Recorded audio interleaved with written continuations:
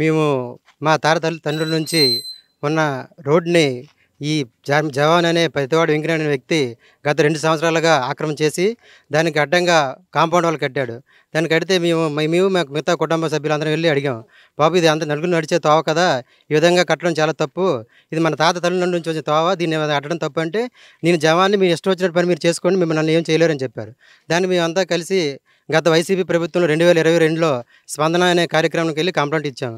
2, 3 సార్లు కంప్లెయింట్ ఇచ్చాం గానీ, వాళ్ళు రాజకీయ అండతో వాళ్ళు ఏమి చేయలేకపోయాం. ఎన్నో సంవత్సరాల నుంచి తాతను తోవని గవర్నమెంట్ వారు అధికారులు వచ్చి ఈ విధంగా చేయడం తప్పు వాళ్ళకి చెప్పి, దాన్ని ఓన్లీ ఒక ప్రహరీ గోడని కొట్టారు తప్ప, జవాన్ జవాన్ అయితే ప్రహరీ గోడలు కట్టి రోడ్డు కట్టాలని ఏమైనా రూల్ ఉందండి? ఇది ఏమి చేసిన రాజకీయ ప్రాతిపదికన చేసిన ఒక కార్యక్రమం కాదండి. నలుగురు గ్రామస్తులకు ఉపయోగపడే తోవని మన అధికారులు వచ్చి ఆ ప్రహరీ గోడను కొట్టారు అంతే తప్ప, ఇల్లు కూల్చడం కానీ ఇంకేం కార్యక్రమం చేయలేదండి.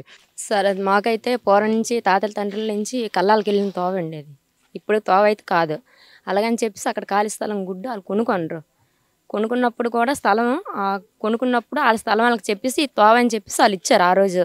ఇచ్చినప్పుడు ఈరోజు అది తోవ లేదని చెప్పేసి వాళ్ళు మొత్తం రోడ్డుకి వచ్చిన దాకా కట్టిస్తారు. అది బండి బక్కలు వెళ్ళిన తోవ లేకుండా చేస్తే మొత్తం రోడ్డు వరకు ఆలదని చెప్పేసి మొత్తం చుట్టూ పెహారీ కట్టిస్తారు. ఇంతకుముందు వైఎస్ఆర్ పార్టీ ఉన్నాడు, మేము కంప్లైంట్ ఇచ్చాం. మా తోవ మాకు వెళ్ళి రావడానికి ఇబ్బంది అవుతుందని చెప్పేసి మేము కంప్లైంట్ ఇస్తే, ప్రభుత్వం వాళ్ళ చేతిలో ఉందని చెప్పేసి మా కంప్లైంట్ ఏం చేయలేదు ఆ రోజు. సరే ఇన్ని రోజులు మేము ఇబ్బంది పడ్డాము, ఈ రోజు మాకు మేలు జరిగింది గవర్నమెంట్ ద్వారాగా. ఇంతకుముందు ఈ రోజు సత్యబాబు గారు ప్రెస్ మీట్ పెట్టి చాలా ఆస్వాదంగా మాట్లాడుతున్నారు. ధననపేటలో చాలా రక్త జరిగిపోయింది, చాలా జరిగిపోయిందని. ఇక్కడ ఉన్న సర్పంచ్కి ఆ దారి 15 ఎకరాలకు ఉండేది. అదే దారిలో సర్పంచ్ గారు వెళ్ళేవారు. ఆ సర్పంచ్ గారు ఈరోజు ఓట్ల కోసం కొనుక్కోవడం కోసమని, ఓట్లు దండుకోవడం కోసమని ఆ దారిని వాళ్ళకి అక్రమంగా ఇచ్చారు. ఈరోజు నేను జవాన్ అని చెప్పుకుంటున్నాడు కదా, జవాన్ అయితే రోడ్లు ఆక్యుపై చేస్తారా? జవాన్ అయితే రోడ్ల మీద ప్రహరీ గోడలు కడతారా? దానికి రంగు పూసి సార్ పవన్ కళ్యాణ్ చేశాడు, చంద్రబాబు చేశాడు, లోకేష్ చేశాడు అనడం సాధ్యం కాదు. రెండోది ఏమంటే, ఇది ఇప్పుడుది కాదు. ఆ రోజు వైసీపీ ప్రభుత్వంలోనే మేము స్పందనలో పెట్టి ఆ రోజే జీవో ఇచ్చారు. ఎంఆర్ఓ ఇస్తే బాబు ఇది మీది కాదు, నోటీస్ ఇచ్చారు, ఇది మీది కాదు అని తీసేయండి అని చెప్పారు. చెప్పితే మేము తీయం, నేను జవాన్ని, నా ప్రభుత్వం ఉంది, పైన సత్యబాబు ఉన్నాడు, పైన చిన్నసీన ఉన్నాడు, మమ్మల్ని ఏం చేస్తారు, ఎవడేం చేయగలడు మమ్మల్ని అని అరాచకాలు చేసుకుంటూ వచ్చారు. ఈరోజు ఉన్న సర్పంచ్ చాలామందిని భయాందోళనకి గురి చేస్తుంటారు. ఏంటని మేము ఇంకా ఉన్నామని ఈరోజు తెలుగుదేశం కూటమి వచ్చినా ఇంకా ప్రజలందరూ భయాందోళనలోనే ఉన్నారు ఈ ఊర్లో. ఎందుకంటే ఈ సర్పంచ్ గారు అరాచకాలు చూడలేకపోతున్నాం. ఇక్కడ వాళ్ళ ఇంటి దగ్గర ఒక ప్రజలందరికీ ఉన్న నుయ్యిని ఆయన ఆక్యుపై చేసుకొని ఎవడరా వస్తాడో ఆ ఇంటికని బూతులు తిడితే ఏ ప్రజలు ఇల్లు అడుగుతారండి? ఈరోజు సత్యబాబు గారు ఆస్పదంగా చెప్తున్నారు ఏంటని, అక్కడ అరాచకాలు చంద్రబాబే చేయిస్తున్నాడు అని. ఈరోజు సత్యబాబు గారు చెప్తున్నారు కదా, సత్యబాబు గారిని ఒక విషయం అడుగుతున్నాను. సత్యబాబు గారు, మీరు 2022లో జగనన్న కాలనీ కోసం ఇక్కడున్న యాదవ్ సోదరులది మీరు ఎందుకు ఆ రోజు బలవంతకరంగా తీసుకున్నారు? ఆ రోజు వాళ్ళు బతుకు మీద ఎందుకు మీరు పట్టుకూడు కోసం కొట్టారు? ఆ రోజు కొట్టి ఇంకో దగ్గర ల్యాండ్ కొని ఇంకో దగ్గరికి జగనన్న కాలనీ ఇవ్వచ్చు కదా. జగనన్న కాలనీ ఆ రోజు ఎందుకు మీరు ఇవ్వలేదు? వీళ్ళు తెలుగుదేశపోలని వైఎస్ఆర్కి ఓట్లు వేయలేదని ఆ రోజు మీరు కక్ష సాధింపుగా ఎంఆర్ఓని తీసుకొచ్చి, ఎంపీడీఓని తీసుకొచ్చి, ఎమ్మెల్యేతో ఫోన్ చేయించి మీరు ఆ రోజు అరాచకాలు చేసి తీసేసి ఇంకా కేసులు పెట్టి వాళ్ళు ఇంకా ఈ రోజుకి కోర్టులు తిరుగుతున్నారు. ఇక్కడ ఉన్న సర్పంచ్ గారు ఏకదాటిగా ఒకే భయాందోళన. ఆడవాళ్ళు భయం చేస్తున్నారు, మగవాళ్ళు భయం చేస్తున్నారు, పిల్లలు భయపెడుతున్నారు, మేము అది కేసులు పెడతామంటున్నారు. ప్రభుత్వం వచ్చినా అందరూ భయాందోళనతోనే బతుకుతున్నారు.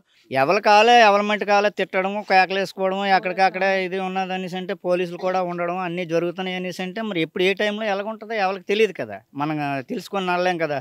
మరి దానికి ఎందుకంటే ఈరోజు మాకు ఏదో అన్యాయం జరిగిపోయింది అనేసి అంటే ఆ రోజే ఆ బాట క్లియర్ చేసుకొని ఆ దారి వదిలేసి అక్కడి నుంచి అవతల కట్టుకున్నట్టయితే ఈరోజు ఎవరు అడగరు కదా. ఏ మైండ్తో వాళ్ళు ఇల్లు కట్టినా ఏది చేసినా అక్కడ వరకు వాళ్ళకి ఎంతవరకు ఉందో అంతవరకు కట్టి వదిలేసినట్టయితే ఈరోజు నోటీస్ పెట్టక్కర్లేదు, ఎవరు రావక్కర్లేదు, ఇలాంతా ఏటీ లేదు కదా. ఆల్మట్కి వాళ్ళు బలి తోలుకొని వెళ్ళిపోదురు, వీళ్ళమట్టుకి వీళ్ళుందరు, ఆల్మట్కి వాళ్ళు ఉందరు. ఇప్పుడు పొలాల్లో పని చేసుకున్న వాళ్ళు అండి, ఒకసారి వాళ్ళు మా మీద దాడి చేసే విధంగా చూసారండి. అక్కడ ఏం జరుగుతుందని చూడడానికి వెళ్ళాం. అది చేసే పని అంటే ఇంతకుముందు పాత రోడ్డే కదా, దీన్ని తీసేస్తారు, ఆక్యుపై చేసింది అని మేము అనుకుంటాను. మమ్మల్ని చూసి తిట్టడం, వేరేలా మాట్లాడడం చూసి మాకు ఎందుకు వచ్చింది, పొలంలో తెల్లనేసి పనులు పాటుకి వెళ్ళాడు, ఆక్యుపై చేసిందే కదా తీసారా అంతే తప్పగా. నేను అది ఉన్న భూమి తీసుకోలేదు కదా సార్, నీ భూమి నేను తీసుకున్నాను అనుకోండి, అప్పుడు అది ఆక్యుపై చేసినట్టే కదా, గవర్నమెంట్ భూమి తీసుకుని ఆక్యుపై చేసినట్టే కదా. ఏదో పోలీసులు వెళ్ళి వచ్చారు కదా, ఎందుకు వచ్చారు కదా అనుకుని మేము వెళ్ళామండి. వెళ్ళి చూసి మమ్మల్ని మా అన్నయ్య ఒకరు మేము అందరం ఉన్నాం. ఉండి మమ్మల్ని చూసి అందరూ తిడతారండి. ఎందుకు తిడతారు ఏంటో, తర్వాత మా మీదకి రావడం గట్ట మమ్మల్ని తిట్టడం అవన్నీ. ఇదే ఎంత గవర్నమెంట్ గెలిపించుకున్నప్పుడు కూడా మామే భయం పడవలసి వస్తుంది. మాకెందుకు ఈ బాధ, మా ఇటు వెళ్ళకనున్నా బాగున్నాయేమో అనిపించింది మాకు ఫస్ట్. కానీ వాళ్ళు అంత చేసేటప్పుడు మాకు భయం వేస్తుంది. ఎందుకంటే మా ఎందుకు భయం పడాలి సార్? తప్పు చేసినోడే భయం పడాలి, తప్పు చేయనోడు ఎందుకు భయం పడతాం సార్? అది మా ఈ 5 సంవత్సరాలు జగన్మోహన్ రెడ్డి అలా చేశాడండి పరిపాలన. జనాన్ని భయపెట్టేసి కళ్ళలు, మెట్ట మీద కళ్ళలండి, అవి కళ్ళలు నా చిన్నప్పటి నుంచి కళ్ళలు, అవి నాకు తెలియనప్పటి నుంచి ఉన్నాయి. ఆ కళ్ళలు తీసి జగన్ కాలనీ కట్టాడు. కాలనీ కట్టి లాగించుకోడు. ఆ రోజు కూడా ఇదే సేమ్ సిచ్యువేషన్, మొత్తం దించాడు బందోబస్తుని. అది వాళ్ళ కళ్ళలు నా చిన్నప్పటి నుంచి ఉన్న కళ్ళలు తీసుకున్నారు. తీసుకున్న తర్వాత నా చిన్నప్పటి నుంచి మా కళ్ళం అక్కడే ఉందండి. వాళ్ళ కళ్ళం పక్కన మా కళ్ళం, మా సంతకుల కళ్ళం. ఆ కళ్ళం అది బాట అండి, అది ఒరిజినల్ బొల్లు వెళ్ళి కింద. ఈ రోజు తార్ రోడ్ వేసారు, అప్పుడు తార్ రోడ్ లేదండి, బాట ఉండేది. బాట అంటే దిగి ఎడ్లు బళ్ళు కదండి, ఆ బాట అంటే వెళ్ళి దిగి బళ్ళు అదే ఆక్రమించాడు. అంటే ఇల్లు, అప్పుడు ఇల్లు లేదండి, ఇప్పుడు ఇల్లు కట్టాడు. ఇల్లు కట్టిన తర్వాత రోడ్డు మొత్తం కప్పిశాడు, తార్ రోడ్డు మొత్తం కప్పిసి ఏకంగా. అంటే మరి బాట అయితే ఇబ్బంది కదండి, ఇంట్లోకి వెళ్ళడం, బండి కానీ కారు వెళ్ళడానికి ఇబ్బందిని మొత్తం తార్ రోడ్ అయింది కదా, తార్ రోడ్ లెవెల్ కప్పించుకొని ఏకంగా ఆక్రమించాడండి. అది మొత్తం చివరి దాకా అండి, మొత్తం బాట చూడండి. ఇప్పుడు అక్కడి నుంచి సగం చూడండి. రేపు సర్వే వాడు వచ్చాడు, అన్ని సర్వే చేసిన తర్వాత తీశారు. అందులోనే వాళ్ళ జాగా ఏడు తీసుకోలేదు. కావాలంటే మెజార్టీ ఓట్లు ఇప్పుడు రేపు నాడు ఏంటి, ఇప్పుడు వైఎస్ఆర్ టీడీపీ కాదండి ఇక్కడ.